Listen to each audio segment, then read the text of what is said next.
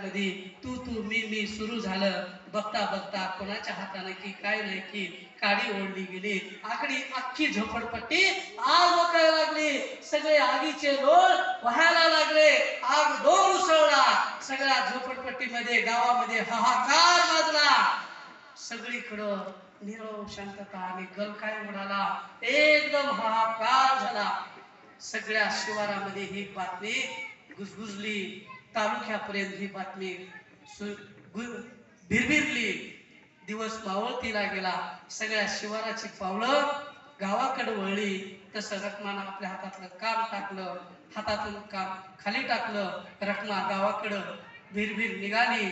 रखमा माथ्यावर आली. माथ्यावरून तिनं झोपडपट्टीकडं निरखून पाहिलं.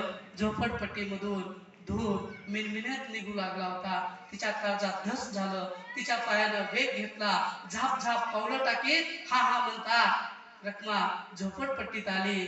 लिंबाखालच्या झोपडीकडं कोपटाकडं बघताच रखमानं टाळू फोडला. कोण्या वैऱ्याची नजर लागली रे माझ्या झोपडपट्टीला.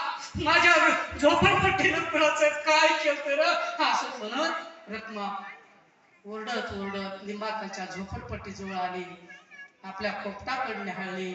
आपल्या कोपटाकडे बघता सगळं कोपट भुईसपाट झालं आणि त्याच्या बाब्या वांग्यासारखा होरपळून गेला. रखमानं टाळू फोडला. बाब्या बाब्या का कुणाची म्हणून नजर लागली रे आपल्याला. कोण्या वैऱ्यानं डाव साधला रे. कोण्या वैऱ्यानं डाव साधला रे असं म्हणत म्हणत रखमा मग पुन्हा खाली बसली आणि जवळच्या दगडावर डोकं आपटू आपटू रडायला लागली.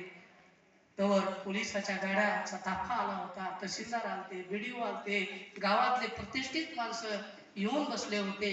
पंचनामा सुरू झाला आणि पंचनाम्यात लिहिलं गेलं लाईटीच्या तारा एकमेकाला स्पार्किंग झाल्या आणि झोपडपट्टी आग ओकायला लागली. धन्यवाद.